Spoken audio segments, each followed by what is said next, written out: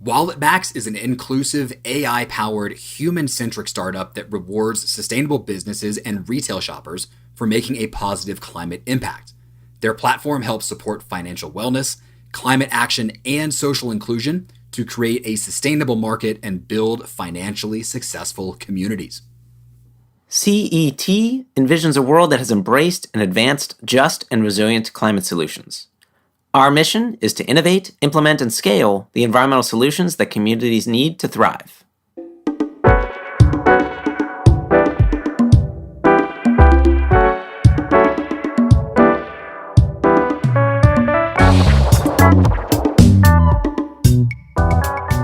All right, Definers, welcome to episode 77, Human Rights in Supply Chains. Jay, this is a really important topic. There's so many things as we were going through this where I was like, wow, I can't believe that that's our reality. Yeah, so Definers, here's your heads up. Buckle your seatbelts. This is a heavy one. But Definers, just because it's heavy does not at all detract from how critically important this is. So Scott, I think we should just jump on in. Yeah, Jay, tell them what the outline is. Okay, so we're going to start and ask, how do we define human rights abuses in the context of supply chains? Then we will ask, what are the most prevalent examples of human rights abuses within supply chains, and how pervasive are such abuses? Next, we'll ask, what steps can companies and organizations take to ensure that their supply chains promote human rights? We'll then ask, how can definers engage with this topic? And then lastly, we will transition to conversations with two expert guests. Two? Yes, two. Aruna Kashyap. She's the Associate Director in the Economic Justice and Rights Division of Human Rights Watch. And Alex Silberman, International Relations Specialist at the Department of Labor. And Scott, if I'm not mistaken, a former, maybe not roomie of yours, but close roomie of yours in the dorms back in the good old days at Georgetown. Close roomie, current best friend, all those things. All good. Love it. Love it. Okay, so Scott, let's start off and ask, how do we define human rights abuses in the context of supply chains?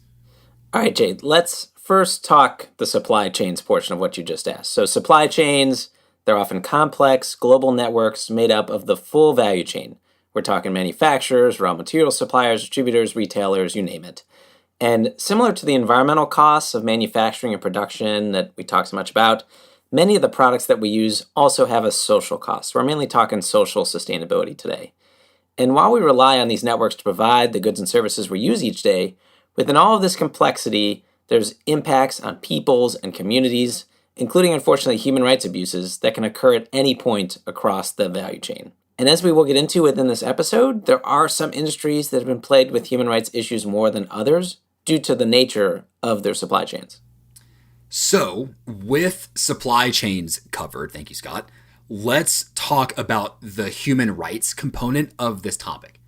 The United Nations defines human rights as, quote, rights inherent to all human beings, regardless of race, sex, nationality, ethnicity, language, religion, or any other status. Human rights include the right to life and liberty, freedom from slavery and torture, freedom of opinion and expression, and the right to work and to education, and more. Amen to that, Jay, huh? Right. So in 1948, the Universal Declaration of Human Rights was adopted by the United Nations General Assembly. The document set the first common definition for human rights and set a universal standard for their protection. This document has been used widely as the basis for over 70 human rights treaties, country-level constitutions, and has been used to form the International Bill of Rights. Notably, the Universal Declaration of Human Rights has been translated into over 500 languages, which per the UN is the most translated document in the world. Wow, and it's pretty amazing they were doing this in 1948, right after World War II. So Exactly. Article 23 of the Declaration of Human Rights explicitly mentions that employment human rights include the right to work, free choice of employment, just conditions of work, and protection against unemployment, the right to work without discrimination, equal pay for equal work, the right to just and favorable pay, ensuring a life worthy of human dignity, and the right to create and join trade unions. Further, Article 24 of the Declaration of Human Rights It mentions that everyone should have the right to rest and leisure. This includes a reasonable limitation of working hours and paid holidays. You should not only have a right, but you should remember to exercise that right, Jay? Totally. Too many people just keep on working. Totally. Right. So, human rights violations or abuses occur when these fundamental human rights are violated. We see that word fundamental in the International Labor Organization, or the ILO's Declaration on Fundamental Principles and Right to Work. The ILO itself brings together governments, employers, and workers of the 187 UN member states to set labor standards, develop policies, and devise programs promoting decent work for all women and men. It's interesting how it brings together governments, employers, and workers. Yeah, that's about all the stakeholders you can ask for all in one spot. On this front, for sure. And in the context of supply chains, we often hear about examples of unsafe and unjust working conditions deep within the complex systems of the goods and services we're buying. These include extremely low wages, especially for dangerous work or long hours, forced labor like human trafficking and modern slavery, child labor, and then discrimination, harassment, or retaliation from employers. So, definers, before we get too far into the episode, we do want to note that we will be talking about some uncomfortable topics within this episode, like child labor, harassment, and violence that I guarantee are hitting closer to home than you probably think. Mm-hmm. These topics can be a lot to digest, and they may be triggering. As such, we have tried to keep a lot of the details out of this episode and keep it more high level and informative, but do understand that this episode could be a bit of a tougher listen. So, Scott, let's just dive right in. What are the most prevalent examples of human rights abuses within supply chains, and how pervasive are they? Right, so you've got these big, complex global supply chains, a lot of moving parts and people all around the world. And like we were saying, these human rights abuses, they can occur at any point within the supply chain. And it makes it difficult then to trace back exactly who was responsible for the abuse. So it's estimated that more than 450 million people work in supply chain related jobs across the globe. And the ILO reported within its 2023 World Employment and Social Outlook that many of these people, they often lack access to social protections and fundamental rights at work.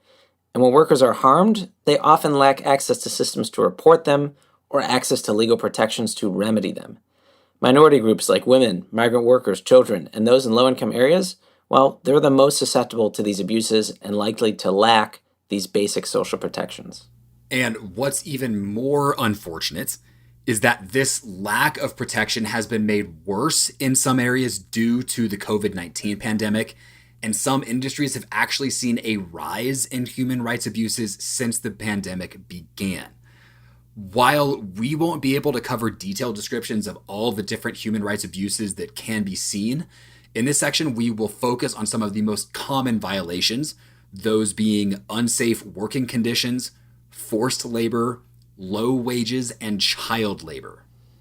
Right, so those four, we're going to take each of those in turn, and this is the meat of the notes. So stick with us, we're going to do each of these. And so we're starting with unsafe working conditions and extreme occupational hazards.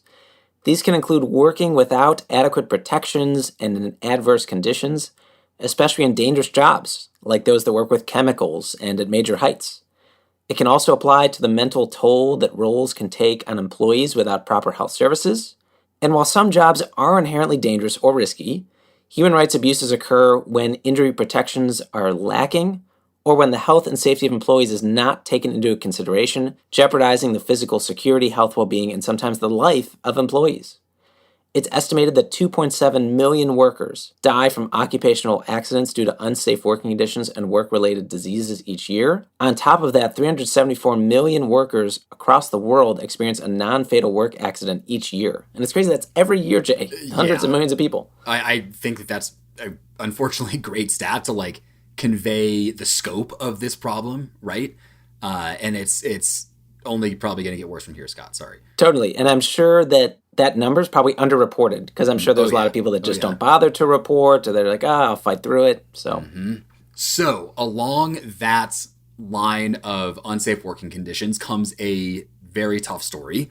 The clear violation of the right to safe working conditions came to the forefront back in 2013 with the Rana Plaza factory collapse in Bangladesh. The Rana Plaza building contained multiple factories that manufactured clothing for major fashion brands like Benetton, The Children's Place, and Zara, as well as U.S. retailers Walmart and JCPenney. Shops, banks, and other stores were located in the building as well. On April 23rd, 2013, large structural cracks were found in the Rana Plaza building. As a result, shops and banks on the lower floors of the building were promptly evacuated, but the garment factory owners who were in charge of the upper levels of the building ignored the multiple warnings of evacuation and closure. They never spread the message to their employees about the building's safety hazards and did not close the building in fear of missing deadlines for their international customers. In fact, factory owners forced their thousands of workers to come back to work the following day, April 24th, under false claims that the building was safe and under threat that wages would not be paid if people did not report to work. Some employees even stated that internal doors of the factory were closed so that employees could not leave without permission after they entered, which just like sends shivers down your spine. Mm-hmm. Tragically, hours after the day started, the entire building collapsed with more than 3,000 people inside. This resulted in the deaths of over 1,100 garment factory employees and rescue workers and the injury of an additional 2,600. The majority of these victims were children and women, who make up the majority of the garment factory workforce in Bangladesh. Many of these employees were injured permanently after being trapped under the building for hours or even days before they were rescued. Jay, I think what makes this story so egregious, and it's of course on many levels, but that they knew there were cracks. It's not like, oh, the cracks were happening in some basement that no one goes in and it just collapsed all of a sudden. Like, they knew there were cracks and they said, come back anyway or you're fired and we're going to lock the doors when you come back. Yes. And I, Scott, you look at that story in a vacuum and you think, oh my God, these factory owners are just, beyond sanity, which they are. But I think what I like about what we'll get to in this intro is we'll start to dissect the motivations for their overly just stringent policies towards their employees, right? Right. To understand why they felt the need to do this so we can just keep barreling on here. So this horrible incident, it did bring worldwide attention to the truly unsafe working conditions for many within the textile industry. And as a response, many apparel companies, they jumped into action because they didn't want another tragedy like this to happen. In over 200 companies and 20 countries, they signed what's called the Accord on Fire and Building Safety in Bangladesh. It's a legally binding agreement between brands and trade unions to work towards a safe and healthy garment and textile industry within the country. And currently, the Accord helps to protect over 1,600 factories within the country and the 2 million plus workers within those factories through regular factory safety and electrical inspections and remediation monitoring for any actions found during these inspections. Further, all factories that have adopted this agreement, they're required to train all of their workers on essential workplace safety training and must have efforts in place for workers to refuse unsafe working conditions. Employees must also have ways to raise safety complaints confidentially. So we see some of the basics coming in here, but still with a legally binding agreement. Right. So back to Rana Plaza, owners of the local factories were encouraged to adopt more socially responsible management practices for garment factory workers.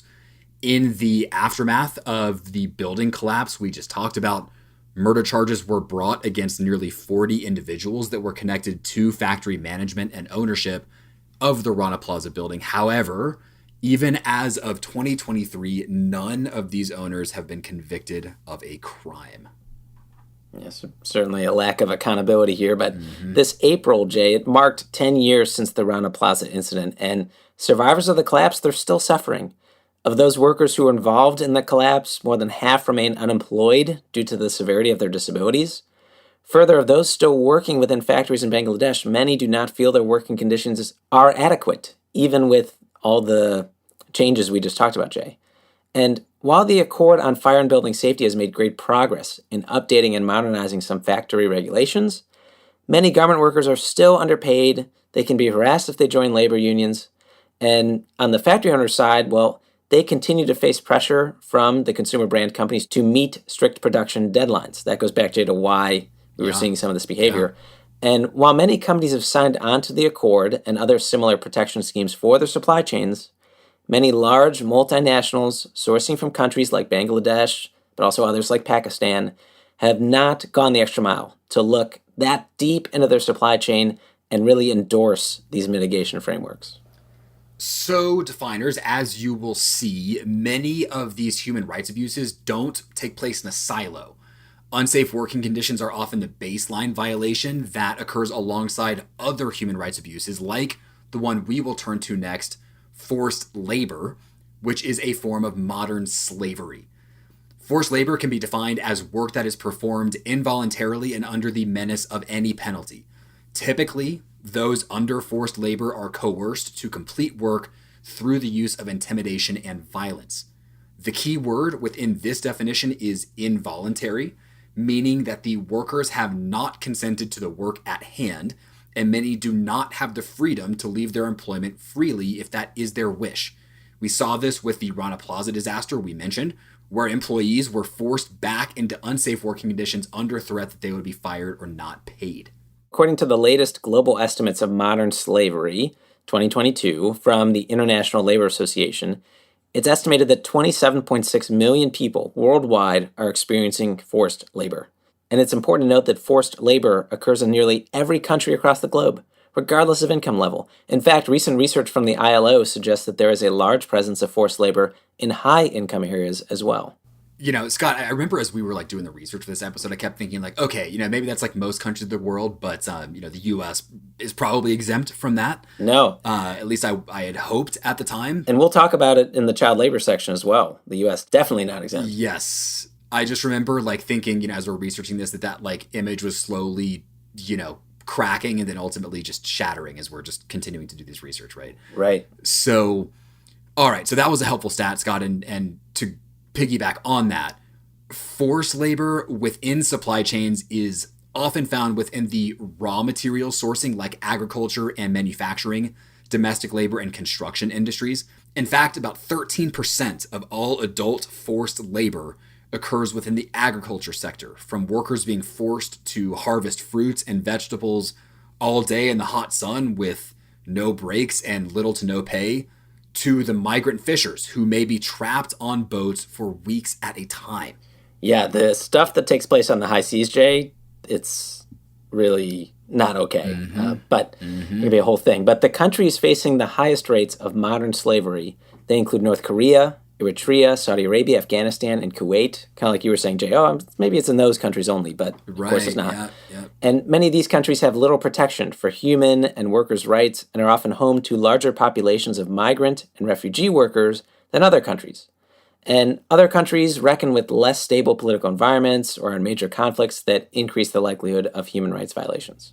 So here's, I think, a helpful example of how forced labor is put into practice pretty black and white. In Lebanon, Saudi Arabia, the UAE, and Kuwait, migrant workers are the majority of the workforce. Due to the kafala or sponsorship system that was put in place in the 1950s, migrant workers are allowed to enter into many of these countries for employment. However, the workers' immigration status is tied legally to their employer. This causes abuse within the workplace as these workers cannot leave or enter the country or change employers without written permission from their employment sponsor, and are often treated as more of a commodity than as humans. These sponsors often take the passport documents of their employees to enact more control over the workers who live in constant threat of deportation or arrest if they try to leave their situation. Yeah, there's no system for them to report things. And then even if they want to, they are going to be so fearful. Yeah. It's just so messed up, Jay. Yep. Okay, so some of you listening, you may have heard of this. And the reason it was in the news a bit more recently is the 2022 FIFA World Cup. So even amidst all these widely reported human rights abuses due to Qatar's kafala system, Qatar was selected as the host of this FIFA tournament way back in 2010. And then people were saying, how are they going to build all the infrastructure that's needed for this sort of tournament? Well, mostly with a migrant construction workforce that would be building the transportation, hotels, and stadiums that are needed, and they needed to do it in just like 10 years. And in Qatar, about 90% of the workforce and 77% of the population at large is made up of migrant workers who often face abuse or exploitation. As like you were just saying, Jay, their legal status to work in the country, it does not automatically come with rights and freedoms. It's often tied to their employers who hold a lot of leverage over them. And they're often severely underpaid. They don't get rest days. They have no way to address their grievances. And they're also often placed in these unsafe working conditions like extreme heat. We're talking over 55 degrees Celsius or 131 degrees Fahrenheit, which is so hot. And it was estimated that nearly 500 migrant workers, they died. They died just building things for this soccer tournament. And there's been a lack of compensation for the families of these individuals. And there's been no system in place to support giving that sort of compensation. Ugh. It's not getting any easier as we move through this, is it, Scott? No, and if people that are interested, Real Sports on HBO did a very hard-hitting story where you can actually see the places where these people lived, and it's tough to see. I haven't seen that, Scott. I can't say I really want to see it, but I think I probably should see it. Yeah. Okay, so we've covered unsafe working conditions and forced labor. Now let's focus on wages. So, even at times when labor is not forced, wages can be extremely low, which is also a form of human rights abuse. We'll see why in a second. Revenues from company operations are often unevenly distributed between those at the very beginning of the supply chain and those closer to the end. Some sectors in particular are price sensitive, meaning they want to provide at the lowest price and with the fastest availability, and are forced to eliminate or squeeze out costs and delivery times wherever possible. However, reducing prices can have a serious impact on workers within global supply chains. The market power of larger companies allows them to set pricing and timelines, leaving their smaller suppliers to accept the conditions and rates that are offered, which in turn causes these suppliers to pay lower wages. This also increases the likelihood of forced or child labor in efforts to save money. Further, when wages are chronically low, excessive overtime is then needed for workers to make enough money to support their livelihoods. Jay, I think it's kind of like when you see a parking spot that's too good to be true. It's like if you see a price that's too good to be true, it's probably on the backs of some people that it shouldn't be. Yes, and I'm thinking that maybe some definers have like fast fashion maybe hanging around the back of their brains right now, which is prescient because we are moving in that direction. How are they reading our minds, Jay? That's my question. They're that good, man. Dang. Okay. Kudos to all the definers that know where we're going. You can just, I guess, skip the rest of the episode. But let's talk fast fashion, Jay. So with the fashion industry, human rights exploitations, they often come through the sourcing of products that are made by employees that are paid nowhere close to a living wage. The Clean Clothes Campaign, it's a global NGO founded in the Netherlands in 1989 that's grown to a network of over 230 organizations that operate in 45 countries, and it works to help improve labor rights within the garment-producing industry. And research from this group has found that across the sector, the main human rights violation is the non-payment of a living wage due to the fact that the clothing is produced at those razor-thin margins you were talking about, Jay, with the majority of profits going to the end brand company and not those working within the supply chain. The Clean Clothes Campaign estimates that for most clothing, wages for the actual production of the item is rarely more than 3% of the price that you pay for it at a retail store. That's crazy. That is an absolutely wild stat. Yeah, and this percentage can be much less for luxury items, as prices for those items are significantly higher, and wages often remain the same no matter the item cost. And Jay, I'm thinking that, and I know there's plenty of quote-unquote responsible fashion companies out there, but man, if you just went from 3% to 15% going to who produces the item, there's still plenty of money to be made. Yeah. I mean, God, there's something about that 3% number just is one of those stats that just kind of like hits me in the gut. I don't know what it is. Yeah. But following the Rana Plaza disaster we discussed earlier, significant progress was made fairly quickly to improve the working conditions at the factories in Bangladesh. However, wages have remained stagnant, and overtime with long hours continues to be common practice due to the demanding timelines that are needed to produce fast fashion clothing.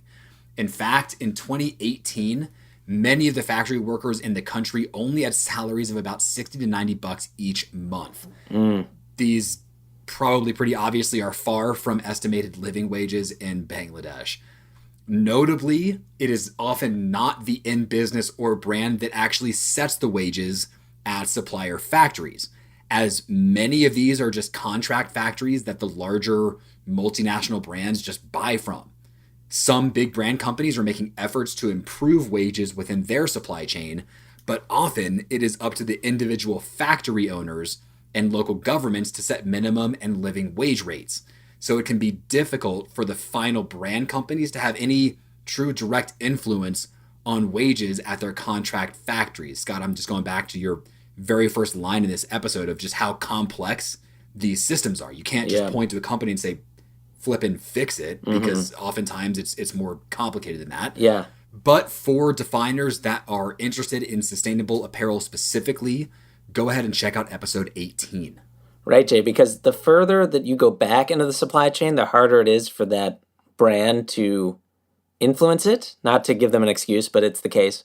And also, the further you go back, the more and more suppliers we're talking about. So, all right. So let's shift gears to the last human rights abuse we want to dive into here, and that's child labor. And child labor is work that deprives children of their childhood, their potential, and their dignity. And often this work is harmful to children mentally and physically. It can stunt their development by interfering with a proper schooling. And child labor remains a key issue within global supply chains. Data from UNICEF found that in some less developed countries, more than 1 in 5 children participate in labor that is negatively impacting their health and development. While some of the most extreme forms of child labor involve children being torn away from their families or exposed to serious hazards or illnesses, incidents of child labor may be more prevalent than you may think. It certainly was the case for me. Human Rights Watch notes that many companies contribute to and benefit from child labor within supply chains without even realizing it. This is particularly common within the agriculture, mining, and textile industries. It is estimated that over 1 million children work globally in so-called artisanal mines that are often informal mines without industrial equipment, with their labor ultimately ending up in the supply chains for gold sold across the world. Through these processes, children work long hours in dangerous mines that can collapse and work with sharp tools and highly toxic substances like mercury that damage their health. Many of these children forego school to work for meager mining wages to help support their families. Additionally, many of these workers are working within informal mines without proper industrial equipment. And similar to forced labor for adults, the agriculture sector has the largest percentage of child labor worldwide compared to other sectors. 70%, 70% of all children in child labor, 112 million total, are within the agriculture sector. Now let's talk the United States here, Jason. In some parts of the U.S., children as young as 12 years old can be hired to work on farms for unlimited hours as long as they do not miss school. And while this may sound reasonable at first, some say this is not enough protection for these young workers who could be working shifts upwards of 10 hours. What's more, once children reach the age of 16, now they can operate heavy farm machinery and perform tasks at any height without fall protection.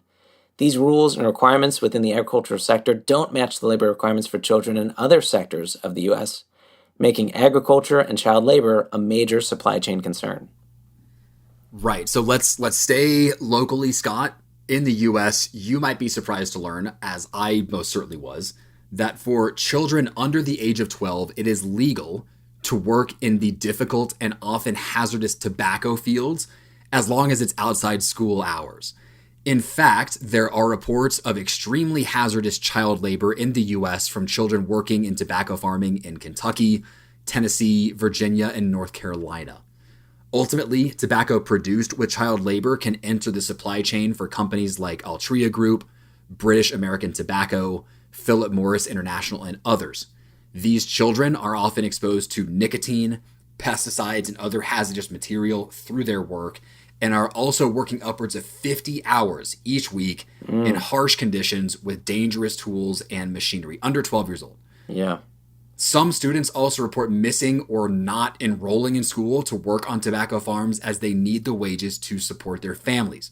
For those that do attend school regularly, many note that their working conditions interfere with their ability to keep up with schoolwork or participate in other childhood activities, which, as we're reading this, Scott, is the furthest thing from a surprise. Right. And I think, Jay, the rules are there for, you're thinking like family farms where the kid wants to learn what their mom or dad is doing as a farmer, and they don't want to be stopped from having their kids stick with the family business just to keep up with school in total. I get it, but certainly these rules allow for some things that we wouldn't want.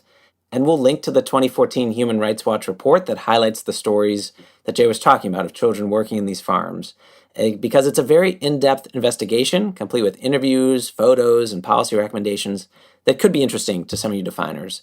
And some of you might be like, 2014. Yes, there are definitely more recent reports.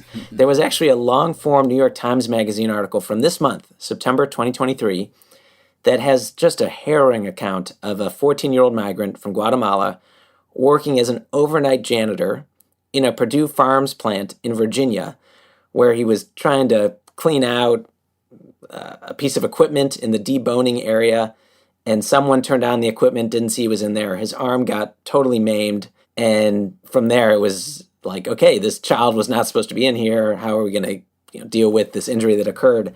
And as it says in the article, more than 300,000 migrant children have entered the United States on their own since 2021, by far the largest such influx in memory.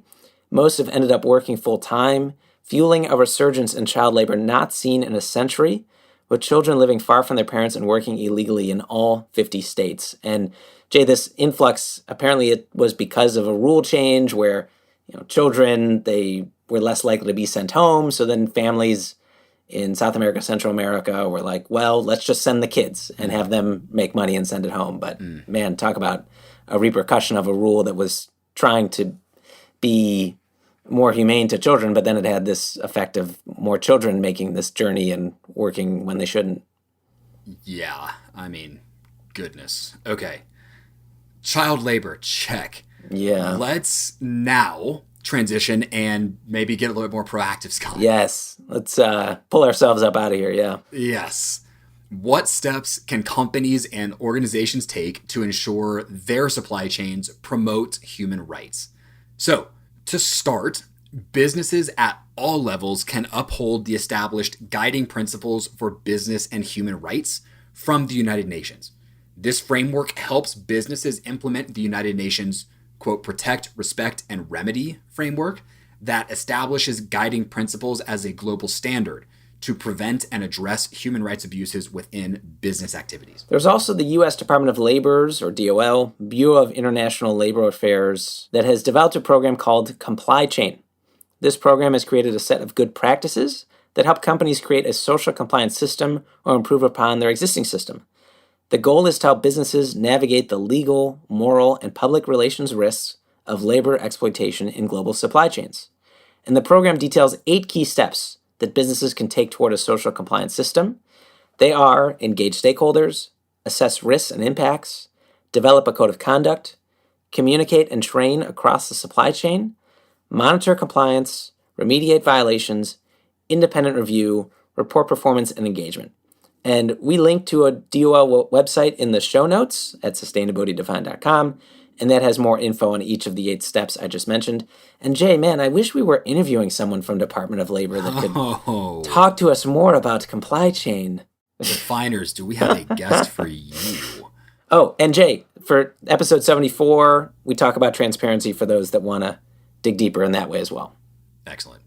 Okay, so Scott, let's keep on this proactivity angle and ask, how can definers engage with this topic? So we focused on a few sectors where human rights abuses in the supply chain are most prevalent, those again being agriculture, raw materials production, and fashion.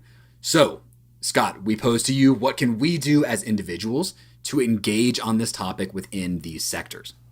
All right, so let's go back to fashion, Jay. And one thing we can do is minimize our participation in fast fashion. On top of human rights abuses, fast fashion can be detrimental to the environment, as many of these clothing items, they're not made to last. They often end up in landfills. And with the quick turnaround times on products, workers are often forced to work long hours without proper overtime pay or periods for rest to meet deadlines. That's what we were talking about earlier. And further, as we mentioned, little to no garment workers in developing nations earn that living wage. Right. So, if enough consumers around the globe reduce the amount of fast fashion we purchase or opt for more ethical and transparent brands, together we can help make a difference in reducing the number of potential human rights abuses that fast fashion causes. If you're interested in learning more about transparency within the fashion industry and the work that is being undertaken to demand that fashion is being made in a sustainable, ethical way, you can check out Fashion Revolution. This organization is the world's largest fashion activism movement and is working to mobilize consumers, brands, and policymakers to create a global industry that conserves the environment and values people over profit. Okay, so from fashion to agriculture now, and the supply chains in agriculture, they're often very complex, but there are a few things we can do as consumers to increase our awareness and push for changes within that industry. So first, you can support local farmers and smaller scale producers in your own area. Smaller local producers use supply chains that are much less complicated, which makes it easier to track labor practices. Many times these local farmers are able to tell you more about the way the crops were raised and harvested. You may even get to meet the exact people who grew your food. Some studies have found that eating local foods results in less human exploitation and human rights violations, which makes sense. Totally. The agriculture supply chain affects more than just the foods we eat, so there are a few decisions we can make when buying other products that contain the byproducts of agriculture. One way is by choosing products that are fair trade. I'm sure definers are familiar with that. Realizing that smaller farmers and agriculture workers are some of the most marginalized by the global system, the fair trade certification system ensures that the farm workers are paid at or above the minimum wage and with extra funds to support longer-term planning and community initiatives. Further, the certification works to ensure that those within the supply chain work under decent working conditions, free of discrimination, forced labor, and child labor, and with adequate standards for worker health and safety. In addition, products like fair trade certifications meet other economic, environmental, and social criteria, and are certified through rigorous on-site auditing processes throughout the entire supply chain. And in addition to the Fair Trade program you just mentioned, Jay, there's the Fair Food program. And it's a partnership with farmers, farm workers, and retail food companies that ensures adequate wages and working conditions. The program was launched by the Coalition of Immokalee Workers, a human rights organization focused on fighting human trafficking and gender-based violence at work. Through this program, retailers like Subway, Whole Foods, and Walmart, they participate in legally binding fair food agreements. Within these agreements, buyers commit to only buying food from others who are in compliance with the Fair Food Program standards, including a robust code of conduct and rigorous auditing, guaranteeing a more ethical supply chain for certain fruits and vegetables grown right here in the United States. And that just sounds tastier, doesn't it, Scott? Oh yes, Jay, I can definitely taste the audit for sure. Maybe with a side of ketchup to go with that. Oh yes, you gotta dip the audit in the ketchup. Right. Okay. Lastly, as consumers, we can make an effort to purchase from companies that disclose the origin of their raw materials, from EV battery minerals to cotton and t-shirts.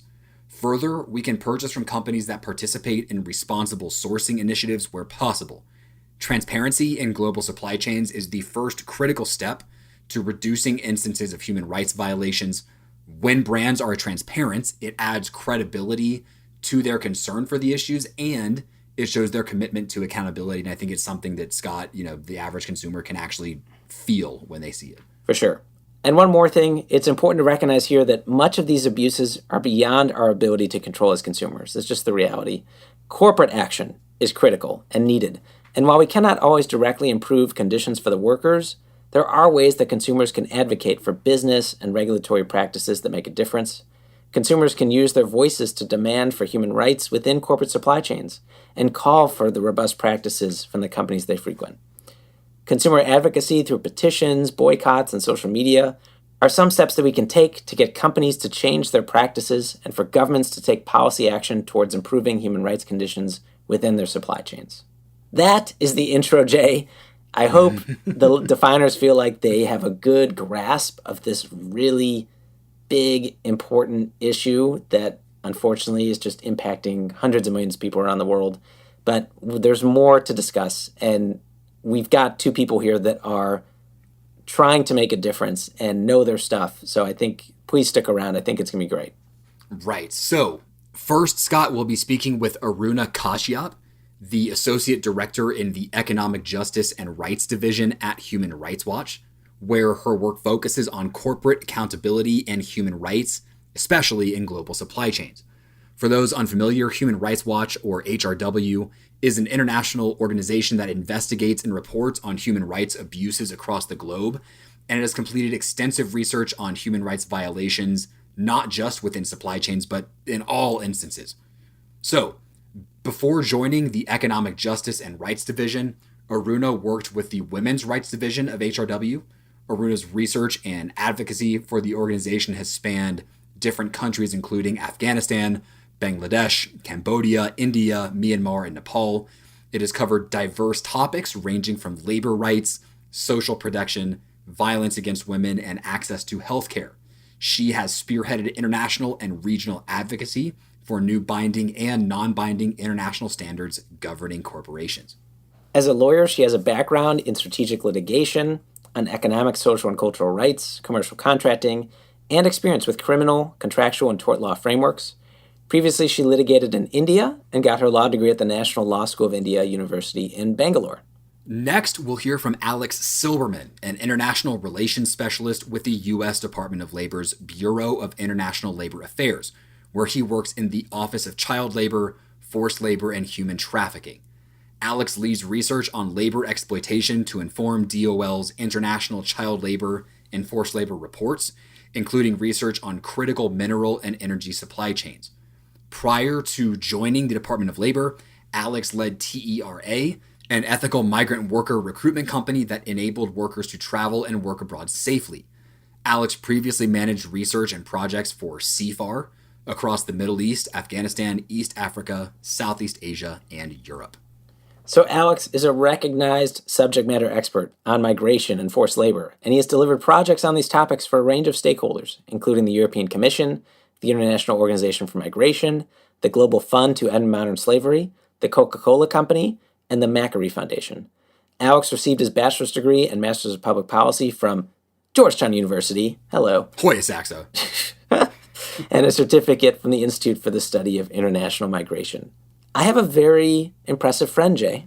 Yes, you do. And we are pumped to talk to him, Scott. Off we go.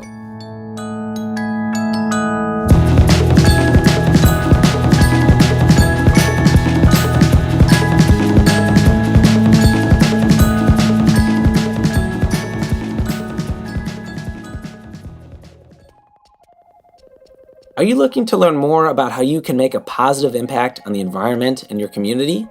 WalletMax is hosting their second biannual virtual Emerald Summit Eco Business Network event on October 27th for forward thinkers, visionaries, and changemakers. They're expecting to have over 150 sustainability-focused entrepreneurs, business leaders, investors, and advocates uniting for one purpose: to make a difference. This summit will be an unforgettable experience. Imagine engaging in invaluable networking opportunities and witnessing the WalletMax ESG Awards 2023 ceremony to celebrate innovative, sustainable startups who have made incredible strides. Go to getwalletmax.com to reserve your spot, sponsor the awards, or visit our show notes. If climate change used to feel like a far-off problem, this summer's weather events were Mother Nature's formal notice. Climate change is here, it's time to act. CET is focused on deploying solutions today that will bring a better tomorrow. For nearly 50 years, CET has been providing innovative services and programs. They've just launched Inclusive Utility Investments, a way to transition homes from fossil fuels to clean heat and renewables at the pace and scale needed to maintain a livable planet. In Inclusive Utility Investment programs, the utility, not the homeowner, invests in state-of-the-art clean energy technology. No taking on debt, no credit checks, no obligations for renters or those who plan to move soon. The occupant will simply see a monthly payment that is less than the money saved from the energy-efficient upgrades. CET plans to scale this program to utilities across the region, including yours. Visit centerforecotechnology.org to learn more.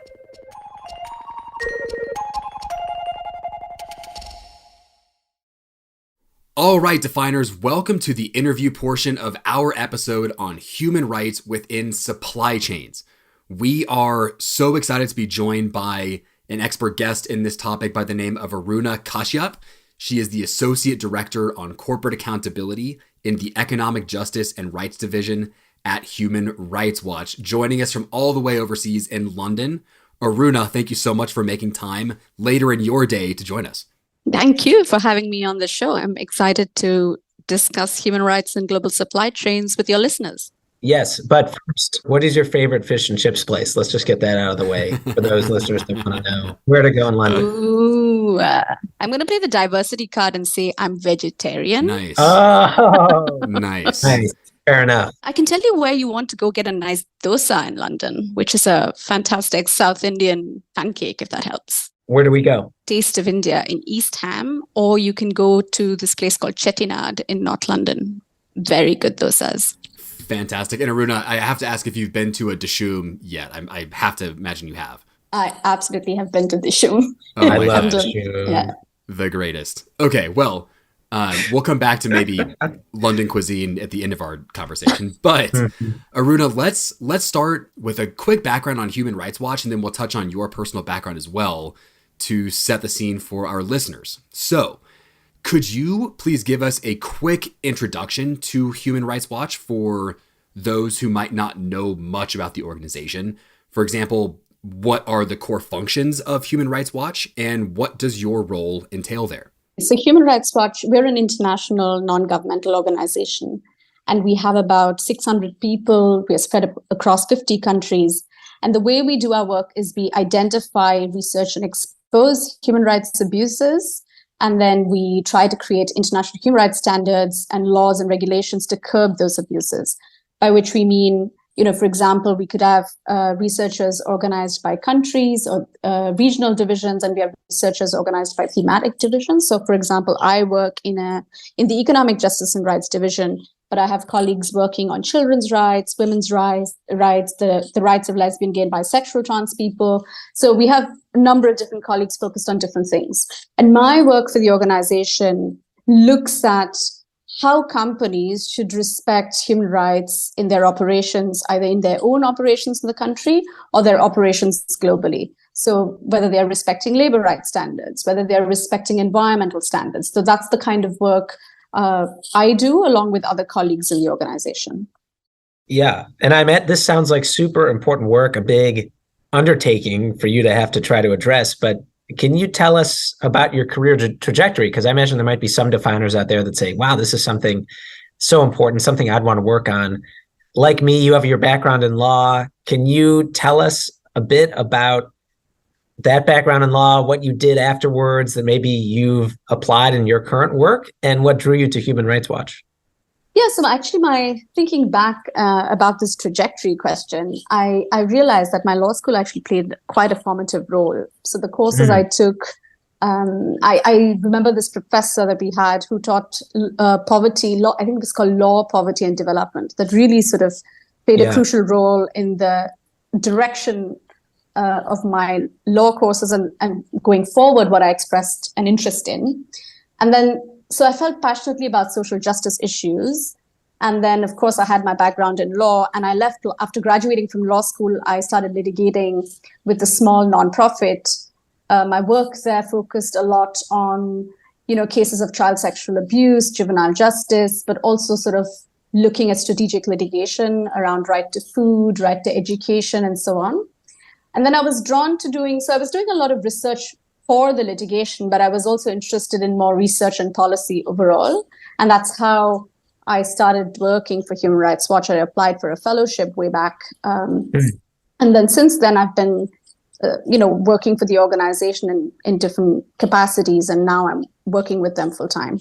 It's funny how that single course can have such a big impact, or that single professor. We hear that quite a bit. Yeah, it's been an interesting journey when I think back, and every time I meet my professor, I tell him he literally had such a deep influence in my choice of careers.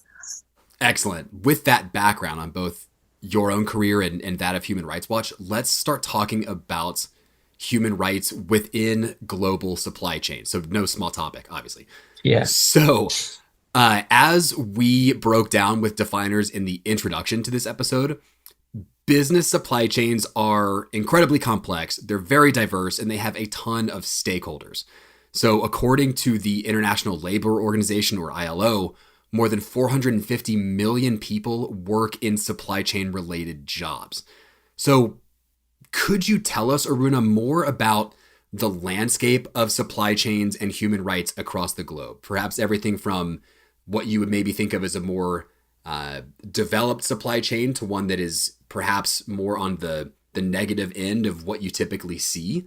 And then I would perhaps layer on that how more current events like the pandemic, climate change, or political changes might be impacting that. Yeah. So, when I think of a supply chain, I think of everything we use on an everyday basis. So from the cereal or the fruit and vegetables we eat, to the clothes we wear, to the cars we drive and the gadgets we use, everything involves a lot of people behind the scenes, sort of growing, producing, transporting it, distributing it, and it's all across borders. And is there like an example? Because that was a good landscape view of it, but is there a specific example or story that you like to tell that you feel embodies human rights and supply chains, kind of gives people a hook to hold on to as they think through this issue more generally? Sure. So I can talk about the fashion industry if that's helpful, because I work a lot on the fashion industry. So, in the fashion industry, a lot of consumers may have heard of the Rana Plaza building collapse. It was sort of one of the most horrific industrial disasters ever known. So in 2013 in Bangladesh, this entire building collapsed, and there were numerous factories in that building.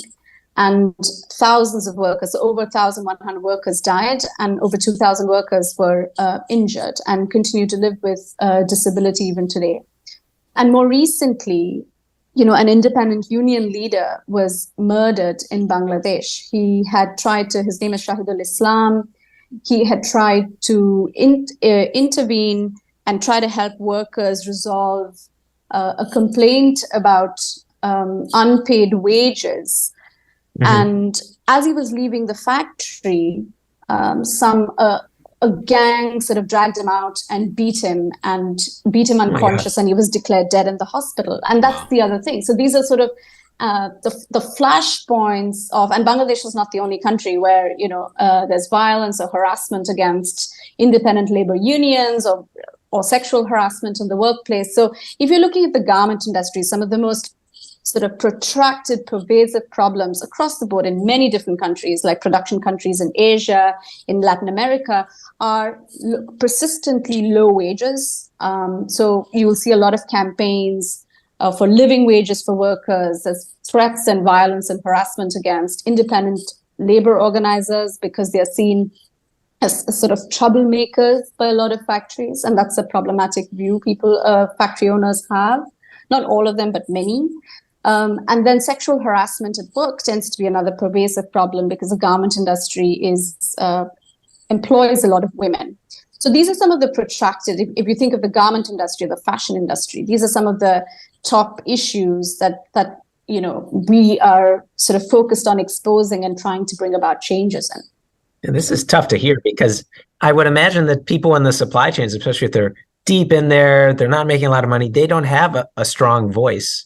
And then I think what I heard you say was that some of the people that are helping them organize or speak on their behalf are facing this sort of violence. And then people that would do that are saying, well, I'm not going to take that step to help the people in the supply chain. I might get injured or whatever it is. So that is depressing to hear that people that are trying to help on this issue are facing that sort of violence. And so that leads me to wonder, though, like, what's the solve? And I know we've looked at that you've helped with these standards, right, for governing corporations in the EU, in the Organization for Economic Cooperation and Development, OECD. So have standards been a success story? Is there one you can tell us about? Does that help with this, or they can only go so far? I think standards are the beginning. We need really robust standards at the international level, at the regional as well as the national level, because if we don't have standards, then we don't have anything to measure companies against. Sure. So the first step is standards, and I think I'll speak to two initiatives that one is an ongoing one, but one I was already a part of, and we have a very good standard. In 2019, colleagues of my colleagues from Human Rights Watch and we were in Geneva watching the negotiations for a new convention, a new ILO convention. And that's ILO, International Labor Organization, just for people not familiar with it. Okay. Yes, thank you. Yeah, so it's the International Labor Organization Convention on Violence and Harassment at Work. And it was long days of negotiations. Our role in that, we were, of course, not directly involved in the negotiations. It's tripartite negotiations between unions, employers, and government representatives from around the world. And so we were helping brief governments, sort of helping unions over there who are negotiating on behalf of the workers. And it was just fascinating to watch, like word by word negotiations running hours into the night. And finally, there was this historic convention. It's called Convention 190 on violence and harassment at work. And that sets the global standard today for what governments should measure their conduct against, but also even where governments don't ratify the convention, employers can look at the convention standards and say, I voluntarily want to introduce some of these standards and align employer practices with that convention. So that's sort of definitely, a highlight of not just an advocacy experience, but important standard that's been negotiated that governs workplaces around the world. The other is, of course, I do a lot of advocacy in the European Union, and currently we're sort of involved in trying to push for legislation governing the human rights, how companies respect human rights in their supply chains. And that's a really critical piece of legislation. It's not yet been adopted. It's in the middle of being negotiated, but that's potentially it has the potential to be game changing. Of course, depends on the final outcome of the legislation, because it will apply to companies operating within the EU. So it's not just European companies, but also other companies putting, selling their products and services within the EU that will become subject to this legislation, and it can be a huge game changer. So that's something we're really keen on we're trying to lobby for more legislation like this around the world. So it's not just, we're not just beholden to companies to do things voluntarily, because that really depends on the quality of the leadership they have. But we really want laws to catch up and then introduce a baseline minimum standard that companies should follow. And Aruna, you're touching on this idea of companies as a counterpart to legislation that you've been super active in. Let's transition to this company lens for a minute here.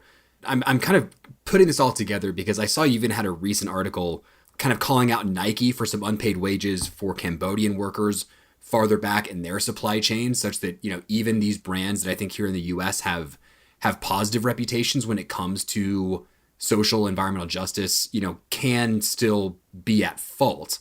How are you seeing businesses tackle the issue of human rights in their supply chains? And if it's not going to be Nike at the moment, do you have any success stories from your work from companies that are actually practicing what they preach and, in your eyes, doing strong work? Oh, success stories. Success stories are hard. I mean, also because, yes, there are some good stories. What's hard is to find the perfect company. I don't think it exists, right? Sure. As you pointed out. I mean, one success story, and this is an often cited success story, at least, again, I'll speak to the garment industry, which is a lot of companies are, following the Rana Plaza collapse, have really realized the importance of disclosing the supply chains, by which, and it's by no means an issue only for, clothing companies. So if a company doesn't know where they're producing their goods and how, where their materials are coming from, then it's a problem, because how do they then sort of know whether their suppliers or their business partners are really aligned with human rights standards and laws or regulations or national laws, national legislation in different places? And so we started at that time in 2016, which was much after the Rana Plaza collapse. Human Rights Watch joined a group of organizations, 8 other organizations, and we launched something called the Transparency Pledge. And our ask was very simple. A company has to map its supply chain, at least what we call tier one, so the manufacturing level, at least for that pledge. And they would have to disclose it. They have to publish it. So worker rights organizations, worker representatives around the world could immediately know that, okay, here I am producing for X brand. So if my factory collapses, I don't have to spend time searching in the rubble for the label, but I will actually immediately be able to alert this factory there's imminent risks here or danger, there's already harms caused or whatever it is. So, or wages unpaid. The factory collapse is an extreme sort of event. But speaking on an everyday basis, we wanted more and more companies to start disclosing it. From there's an initiative, and today it's called the Open Supply Hub. A lot of really good companies are disclosing their supplier lists, etc., on the Open Supply Hub. So, and you'll see a number of companies are beginning to voluntarily embrace the idea of open data, like putting their supply chain information out there in the public in order to increase the feedback loops that companies get from various organizations around the world, because a company's CSR team is going to be limited. They're not going to be in every country they source from, certainly not, they can't outnumber workers. So the best sort of sources of information and of what is going on with where you're producing from comes from workers and worker rights organizations who are connected. So that's one very positive initiative from so we continuously ask more and more companies to join efforts like the Open Supply Hub and participate there. So that's one sort of story. The other, what I would say is a positive story is, this is more focused on Bangladesh, which is, after the collapse of the Rana Plaza, there was a huge campaign. Obviously, you can imagine the amount of campaigning that went behind it to sort of develop what's called the International Accord on Health and Safety. It was originally called the Bangladesh Accord, and now it's called the International Accord on Health and Safety for Workers. And a number of companies, especially European companies, are part of this accord. And that, it's got very unique features. It's a special agreement between big brands that are sourcing from Bangladesh with unions to implement a program of health and safety that really sort of identifies the risks and remediates. And the interesting feature of this is brands just can't up and leave, because a lot of the risks in this industry is that the moment a brand learns of something going wrong with a supplier, the more unscrupulous brands try to just protect themselves and they cut and run. And that's counterproductive.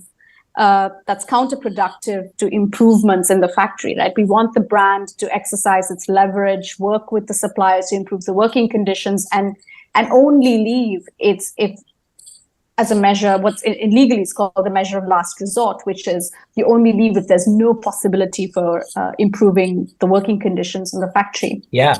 I think that's a fascinating example, Aruna, because we touched on this idea in the introduction of exactly how much leverage these companies do have when it comes to this stuff. And as you're saying, this strategy of cutting and running, perhaps to companies feels like a quick, simple way to solve their own problem, but perhaps as you're pointing out, that's not really moving the needle systemically. Yeah, cutting and running is not at all going to solve anything for workers. I think, in fact, the opposite. Like in the garment industry, one of the other structural problems is that brands have all the power. By which I mean they are able to drive prices, so they decide how much to pay their suppliers. And oftentimes, there's lots of studies that show that the brands don't even pay enough money to suppliers to cover the production costs.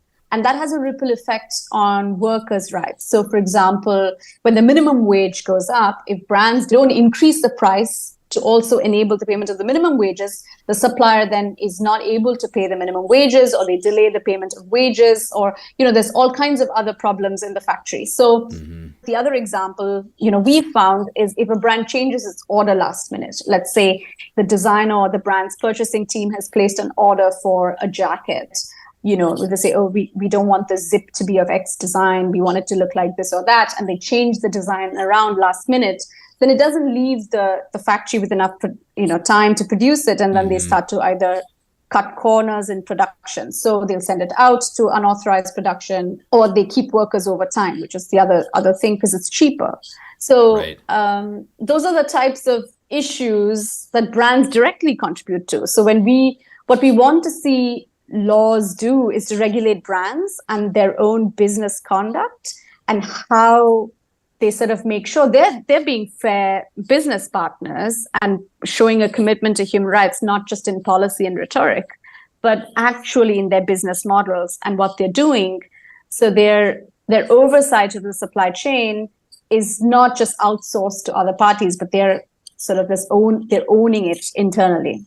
Yeah, no, I appreciate your mention of these examples, the Health and Safety Accord, the Transparency Pledge that companies can sign on to, release more info about their supply chains. So beyond the sharing of this information, are there any other tools to help corporations keep a better eye on their supply chains, so those that really are committed to human rights can ensure that they're not having these abuses?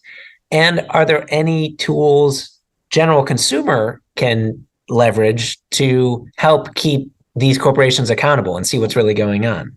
Yeah, I mean, for consumers, I would say there are consumers and then investors, right? They really pay attention to both categories of stakeholders. We obviously want legislation to force companies to also listen to other stakeholders like worker representatives and human rights organizations and community representatives. One of the most important sort of tools consumers have is their right to information, right? So asking a company what they're doing about certain things is a really helpful way to message it, and also sort of following key organizations and their work, because boycott campaigns, etc., are not necessarily the most helpful. For example, from our perspective, like if there's a call out from human rights and labor rights organization to get brands to sign up to the international accord, then it would be great for consumers to, sign those petitions, reach out to brands, use social media to send a message that as a consumer who really wants to support this, you want your brand or your favorite brand to also join some of these efforts.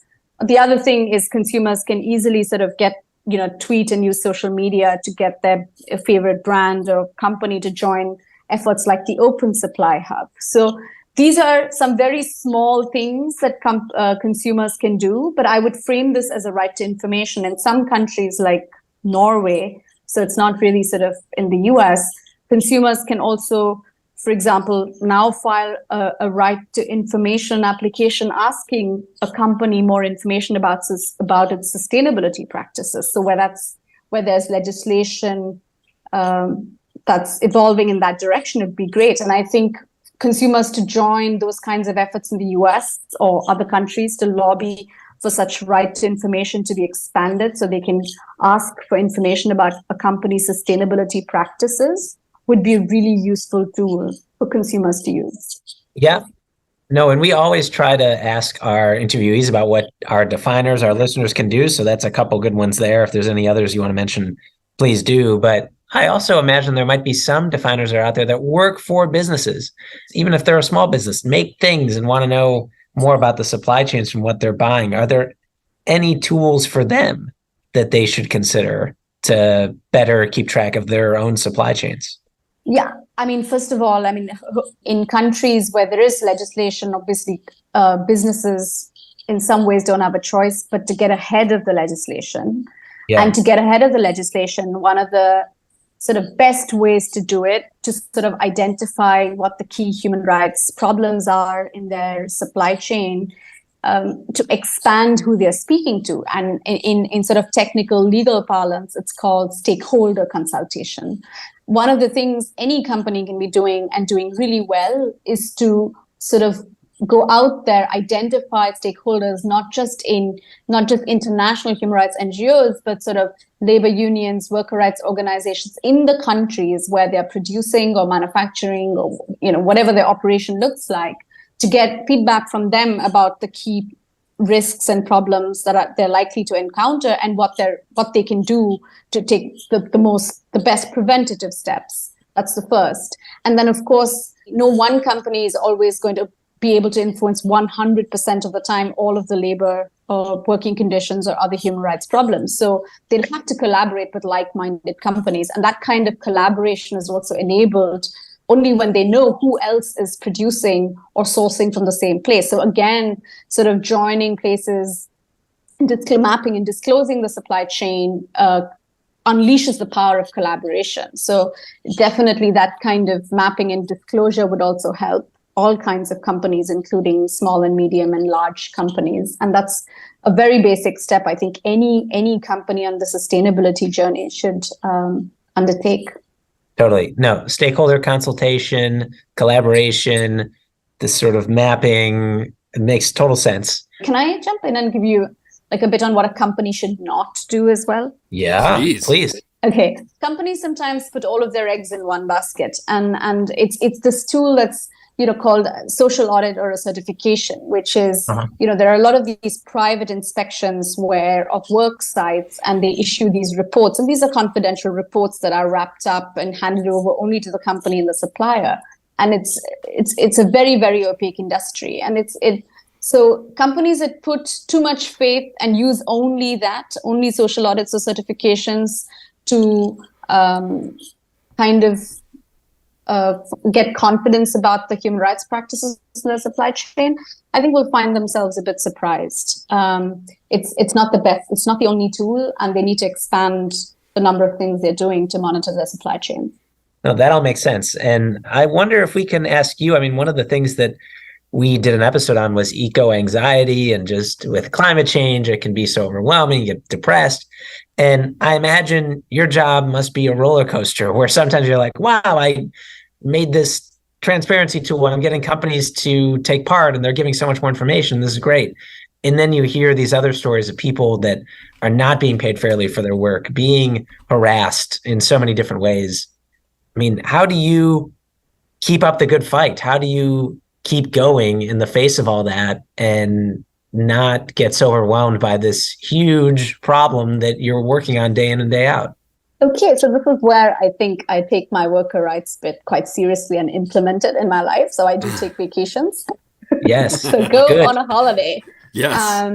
Yeah, I do take breaks. I'm very committed to my holiday time, and I take it. And then it's taken me some years to do this, but I switch off email. So I don't put it on my gadget. So it's completely, I'm offline. And if there's any emergency, my colleagues know how to reach me, but otherwise I'm unreachable. And it really does. Like I don't get people who, they wear the iWatch or whatever, and then on their watch, they're getting a notification every time they get emailed. That is absurd to me. Yes, I'm with you there. I'm terrified of that. I'm like the opposite of that. And even without an iWatch, I think some members of my family will complain that I check my phones too often. But I definitely don't do that on holiday. Aruna, I don't know if you've watched the American version of The Office, but Scott, do you remember Ryan the Temp's app called Woof, where you text everything all at once? It just like sends off alarm bells all over you. That's what's going on. Yeah, exactly. Okay, so we should go into our last question then.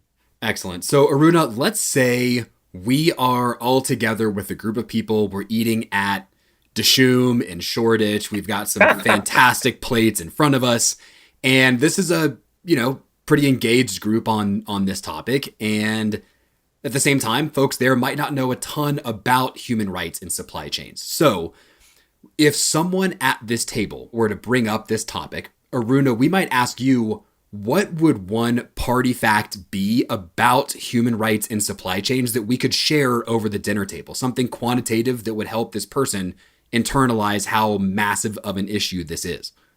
Yeah, so with that, I would say, especially if you're at a restaurant and eating, if I had to find a way to integrate human rights, I would definitely say at the very least, you would want to leave a good tip if you're happy with the service, and you want to be kind to people who are working and bringing food for you, even if you're not happy with the taste. I mean, the worst is sort of watching people be obnoxious and yelling at people who are servers. But if you think of the supply chain angle, I think at a restaurant, the best link would be who's growing the food that you're eating and how are they being treated and how can you leave and watch for what kinds of campaigns you can join to make sure they're paid living wages, or if they're, farmers are earning living incomes, and sort of not having to be in situations of forced labor or using harmful pesticides. So any number of things that sort of draws you to the issue is a way to sort of really pay attention to the people around us who are coming from situations of poverty and are doing work that you and I may not be doing.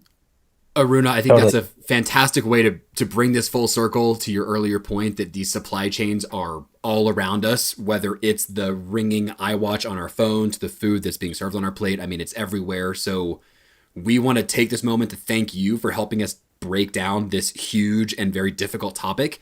So thank you for that. And then perhaps our last question to you, if folks want to learn more on Human Rights Watch, where can they go to do so? Follow us on Twitter. We're our website, sign up for the newsletters.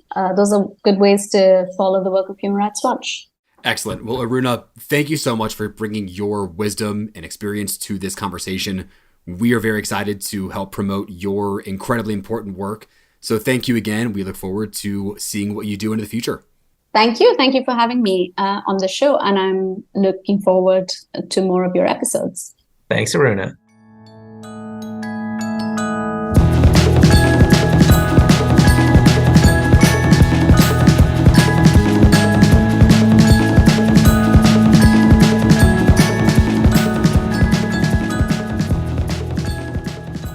All right, Definers, welcome to another interview for our human rights episode. We have today Alex Silberman, International Relations Specialist at U.S. Department of Labor. Jay, we don't have enough government guests. I'm glad we have one for this episode. We don't, and boy, do we have a solid one today. Alex, thanks for coming on. Indeed, indeed. So, Alex, I think everyone wants to hear about your background. I imagine you have to start from freshman year at Georgetown. That's where it all began, on the same floor. But if you want to start from a different place, that's fine. But tell us about your career path and what led you to DOL. Well, Easter egg for your listeners. They're going to have to ask Scott about the tour that we gave at Georgetown wearing tuxedos, and I'm just going to leave it at that. Maybe we'll post that photo to Instagram. Please, please, please, please.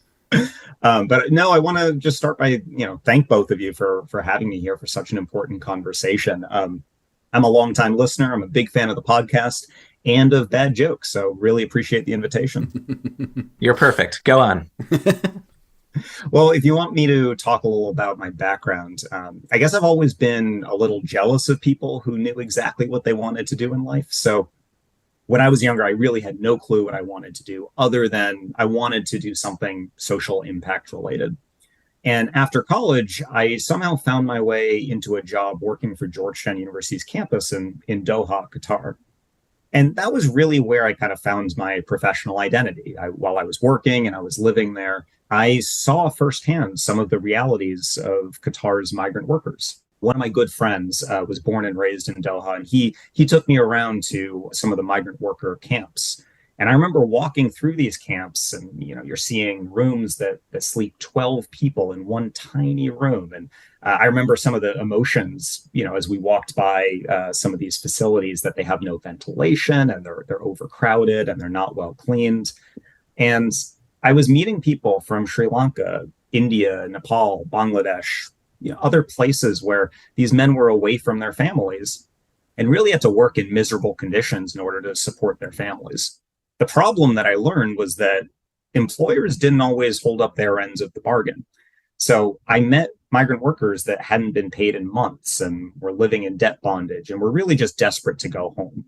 And that experience for me, living in Doha and being the beneficiary of a migration system that has so many problems, it really motivated me to center my career on issues of migration and forced labor. And I know you got your master's degree from Georgetown as well. So can you talk a bit about your education? And there might be some definers out there that are wondering if that sort of degree is right for them. Can you talk about the value of that sort of degree and how it's translated into your current role? So I went to grad school at Georgetown's Public Policy Institute, and I did the evening program. So I worked during the day and studied at night. And while I was in grad school, I actually stumbled on an amazing institute within Georgetown, the Institute for the Study of International Migration. And I learned recently they just launched their own master's program. So Oh, nice. would definitely encourage your listeners to go check it out. But my program focused really on public policy and econometrics. And so during my studies, I widened my focus not just to issues of migration, but also issues including refugees, displacement, humanitarian affairs. And that really led me to go apply what I learned. I worked for the UN briefly and their humanitarian arm in New York. I went back abroad and I worked for a few research consultancies focused on migration and internally displaced persons in East Africa and Afghanistan.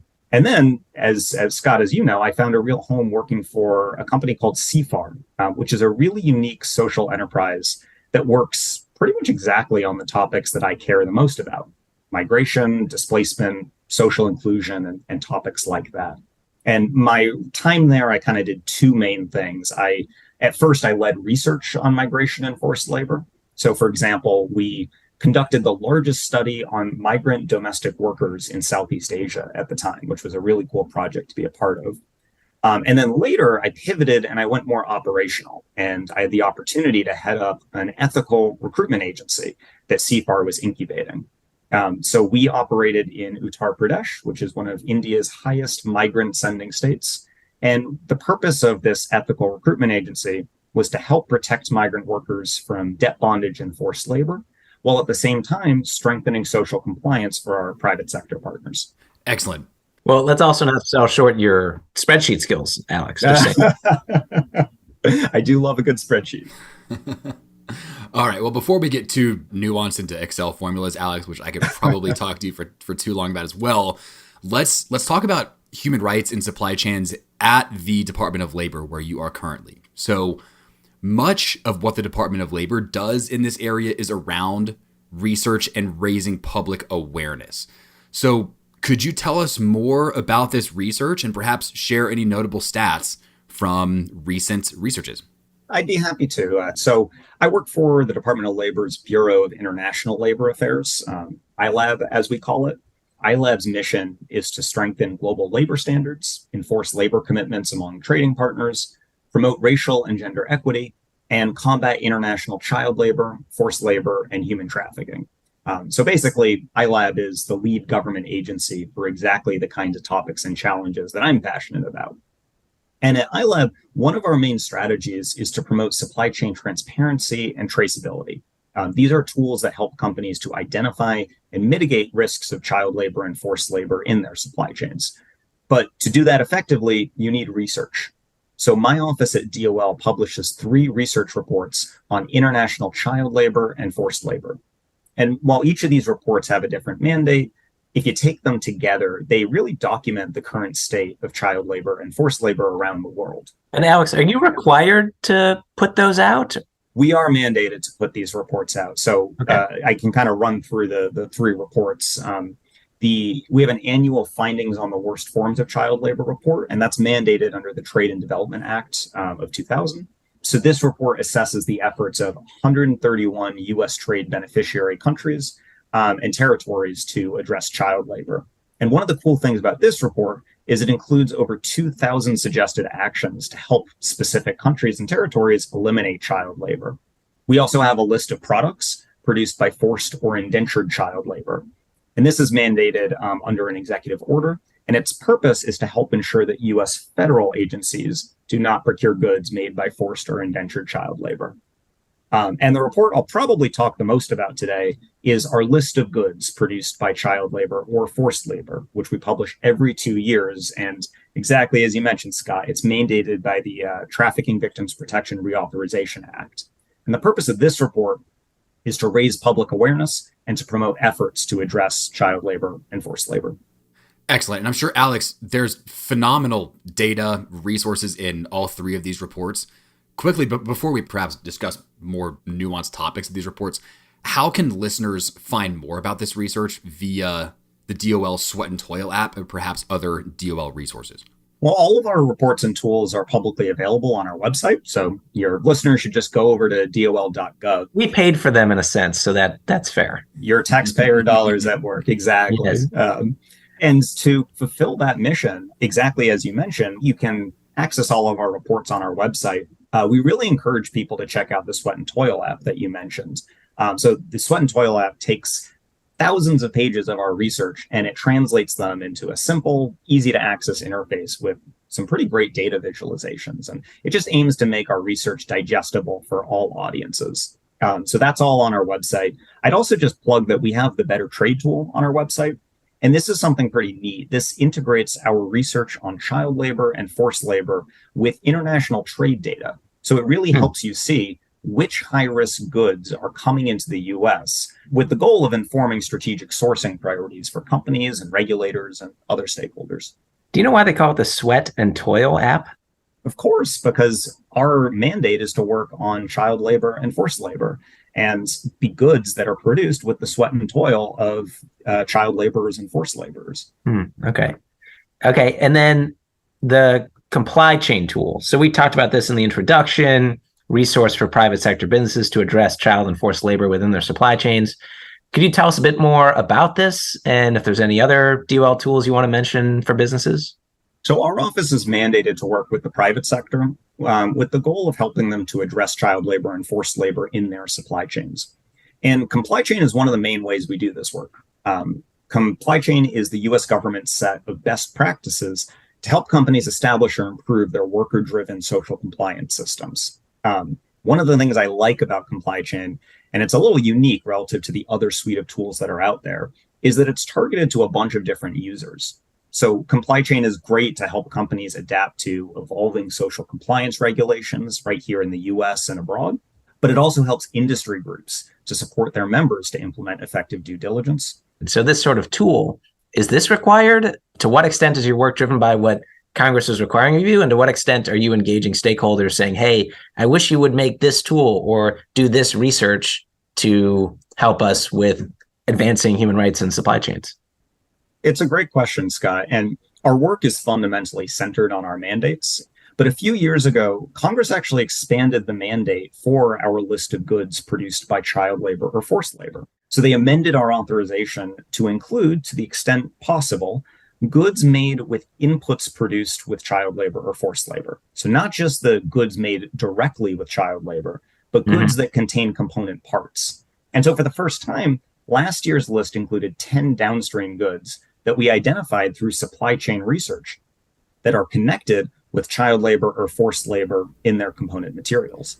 And Alex, what's an example of one of those for our diviners? Like what perhaps maybe you saw on that list that you wouldn't have thought, oh my God, I can't believe that's actually made from child labor? Well, funnily enough, I think all of the goods on the list really closely relate to conversations about sustainability. So the downstream goods that we added last year are certain palm oil products from Indonesia, and that obviously has some close intersections with deforestation.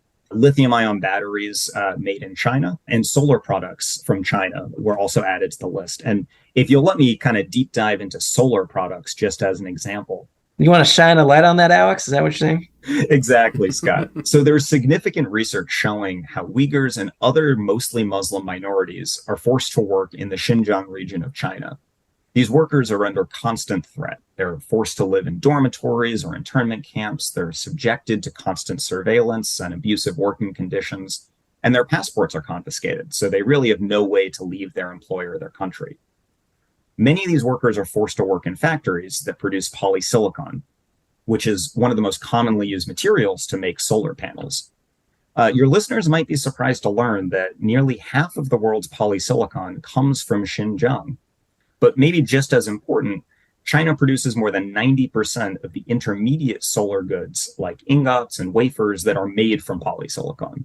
So solar companies in China produce the majority of the world's solar cells and modules and other solar products.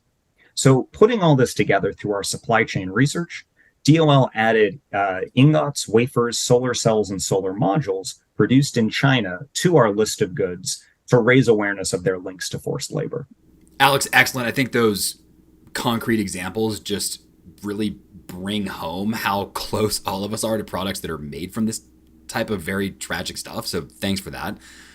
Next question for you is that we know that policy and other legislative action can help to prevent the types of human rights abuses you're discussing. But also, as we're touching on, this is often complicated because there's more than one country involved in these issues. So what policy actions are currently being taken by the Department of Labor to improve accountability and transparency in this area? And perhaps are there any collaborations with other U.S. agencies or other governments to address supply chain human rights generally? That's such a good question. And I have to say, this is a really kinetic policy space right now. There's a lot happening at the intersection of business and human rights and supply chain due diligence and transparency. So I'd start just by saying that protecting labor rights begins with accurate information and the same kind of information that you can find in DOL's research and reports. One of the dynamics that we talk about in our reports is that some of the worst labor abuses are in countries that restrict access to information. So you really need research to help identify and address child labor and forced labor.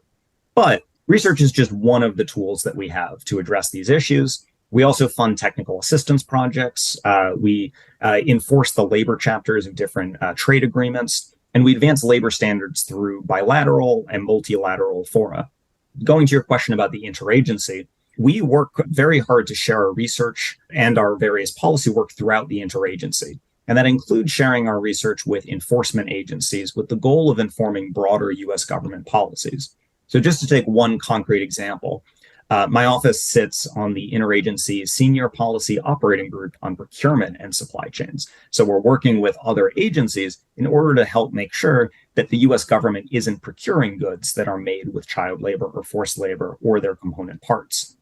And another maybe a concrete example I'd flag would be our work on business advisories. A business advisory is a public awareness raising tool that the US government uses to alert American businesses of the reputational, legal, and economic risks in certain geographies or sectors. So we work closely with our colleagues at the State Department and other agencies on certain business advisories in areas where we have gross human rights abuses. So for example, the Xinjiang Supply Chain Business Advisory was closely informed by our research on forced labor. And we supported a new business advisory on gold from sub-Saharan Africa that came out just a few months ago. So Alex, these business advisors, are they like official federal government messages? Is there some central site that houses all these business advisories? I hadn't heard of this. Yeah, so the business advisories are typically housed by the Department of State, and different agencies with information or enforcement mandates will contribute to forming them. These are official policy tools, and so this is the U.S. government signaling that there are severe reputational, legal, or economic risks for businesses that are working in certain geographies or on certain commodities. Often these business advisories will be overlapping with the research on child labor or forced labor produced by my office. I know you mentioned there's some research coming out next week, and we're recording this September 2023. So it'll be out by then when people hear it. But are there any future activities you all are doing that you want to make sure to flag, as you might say, Alex, for the listeners? So in the future, our office is increasingly focused on goods produced with inputs produced with child labor or forced labor. So we anticipate that the next edition of our list of goods produced by child labor or forced labor will come out in September 2024. And consistent with our mandate, the list will include goods made directly with child labor, as well as goods made with inputs made with child labor or forced labor. So that's kind of one thing that we're looking forward to in the future. I'd also just encourage folks to send us information. We always are seeking information on child labor or forced labor, and every year we put out an annual request for information. So this is, we're trying to seek information from the public on international child labor and forced labor. And we take these submissions and they go and inform our reports. So that's something that we're excited for the future. And I'd plug for your listeners. Yeah, we actually want to ask you about direct suggestions listeners can do on this issue. So that sounds like one. It's like, hey, I read an article about this. Did you hear about this DOL? Or like, what would be an example of a listener figuring out something or finding out something that you all might not be aware of that they'd want to submit to you all? But then more generally, what do you advise listeners do in their individual capacities to engage on this? In terms of informational submissions, we welcome any kind of information related to international child labor or forced labor. There will be a Federal Register notice published online. You can also email them to us. We have our contact information on dol.gov. I can send you our email address that your listeners can send to. We make a episode page on our website for each episode, so we'll make sure to put this in there.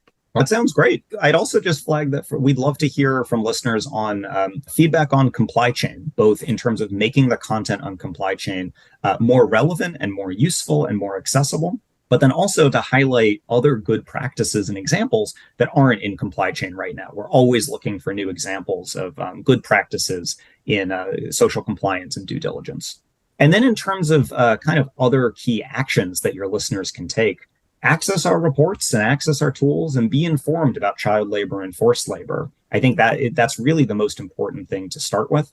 I'd also just say, as a consumer, where you can, try to pay attention to where the materials in the goods you buy come from, and try to support organizations that demonstrate a commitment to the workers in their supply chains and maybe a little bit more transparent about some of their sourcing practices. But that said, it's not always easy to be a responsible consumer. And I would encourage your listeners to recognize that these challenges are global and they require government and private sector action if we're going to protect workers and supply chains. So sometimes as a consumer, one of the best things you can do is to share your views with those stakeholders. Mm-hmm. All right. So let's start to wrap up this conversation. And Alex, we're going to toss to you, if you're a longtime listener, perhaps a question you might see coming. So let's say we are in line at Georgetown Cupcake, and we know that this thing goes like down the block. Jay, that's the like typical cupcake place. No, you don't. Yeah, come on. I mean, I'm open to suggestions. You've lost your DC native status officially with that. Okay, then if not Georgetown, where are we going, Scott? Baked and Wired. Okay. Or Alex, where else would we go? The U.S. government cannot endorse any specific cupcake company. I thought he was going to say the U.S. government actually makes phenomenal cupcakes on their own. The cafeteria. Oh, anyway. All right. Great. We're at Georgetown Cupcake. You know, we're in line. We're super excited to get our chocolate ganache cupcakes. And because this line tends to wrap so far down the block, we're waiting in line, and maybe we catch someone in front of us or behind us in line talking about these supply chain issues. And us knowing something about this supply chain topic, armed with the information from this episode, turn to them and perhaps want to say, actually, you're talking, not to say I was eavesdropping, but I know you're talking about supply chain stuff. Here is one fact that I know that conveys how important this topic is, and perhaps that leads to a larger conversation. So Alex, we ask you, as the nosy person in line to Georgetown Cupcake, what's a stat that we could turn around and share with someone in line behind us that conveys how important this topic is? So rather than a party fact, this is the waiting in line stat, I guess. Yes. I think we should call it a cupcake fact. Yeah, there you go. So I've got 3 cupcake stats I could throw you. All right. And your listeners can take their pick of what they think a nosy person in line would be most interested in sharing. I'd start just with the broader context. There are 160 million children that are working in child labor. And big numbers can sometimes be hard to contextualize. But just to put that in perspective, this means that 1 in every 50 people in the world is a child laborer. Jeez. And that's a pretty astronomical number just to start. I'd also just mention that our list of goods produced by child labor and forced labor, it has 159 goods from 78 countries and areas listed on it. And that just really shows kind of the global nature of some of these challenges that we're describing. Mm-hmm. Last party fact I'm going to share, cupcake stat. Mm-hmm. Mm-hmm. If you go on our website and your listeners are interacting with our Better Trade tool, you'll see that in 2021, the U.S. imported well north of $300 billion in goods that are on our list of goods produced by child labor or forced labor. So again, just to put that in perspective, that amount of U.S. imports, that figure is bigger than the economies of over 125 countries in the world. Wow. Well, so these are complex and deeply global challenges, and really glad that your listeners are taking the time to learn more about them. geez. I mean, did you say 1 in 50 people in the world are forced or child laborers? 1 in 50 people in the world is a child laborer. Is a child laborer. That is really upsetting. And that's crazy, Alex. Are you saying like that's not just limiting it to, 1 out of every 50 children? It's 1 out of every 50 people. Is that right? Exactly. And Yeah, I mean, that's we're rounding here for simplicity, Sure. but it doesn't include other violations of workers' rights. It doesn't include other gross human rights abuses. We're just examining child labor.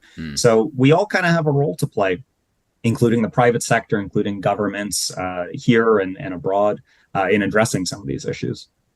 And in today's day and age, if that's the current state of the world, I mean, it's really, tough to hear, but it's something we need to be mindful of as we engage online, buy things, engage our lawmakers on what is a priority for us. So thanks, Alex, for those 3 cupcake stats. You're very welcome. And, thanks for the opportunity to talk about our work at the Department of Labor. Yeah, keep up the important work to you and your team. So thank you so much. Thank you. Hoya Saxa. Nice. Nicely done, Jay. Yes. Thank you so much. Thanks, Alex.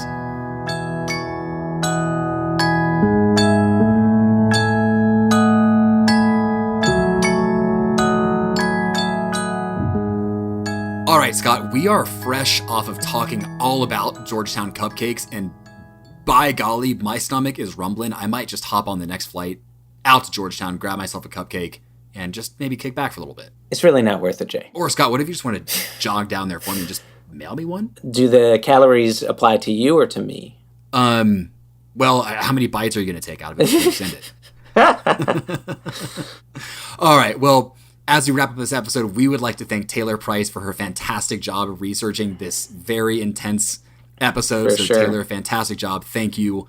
We also want to thank Keaton Butler, who is really just our behind-the-scenes wizard, making all of this just sound good from an audio engineering standpoint. And we'd also like to thank Alex Silberman, who we just heard from, for his help in reviewing our intro notes and making sure that what we reflected here was in line with his expertise.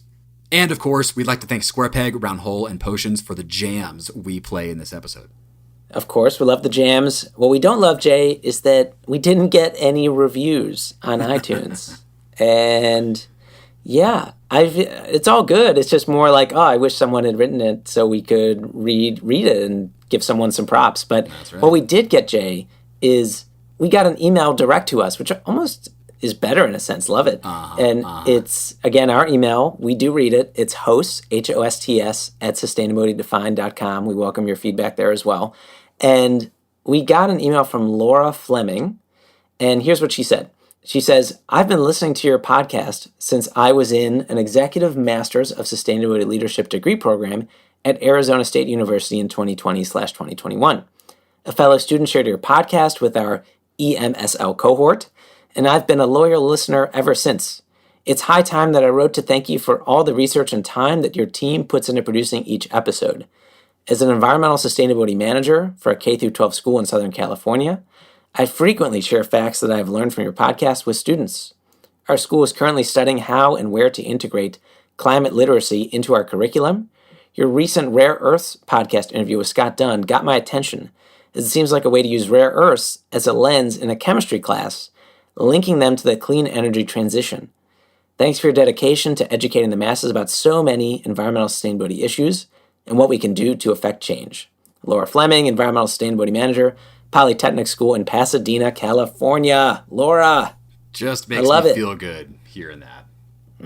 Well, thank you for your email, and I hope it's helpful to you and the students, and this is the kind of feedback that keeps us going, so thank you so much. It is. And Scott, I just want to echo that because, oftentimes, we'll get in the grind of just kind of producing, uploading, and, download counts are one thing, but to actually hear how our work lands with folks is something else entirely, and I think it, as you said, is what keeps us going.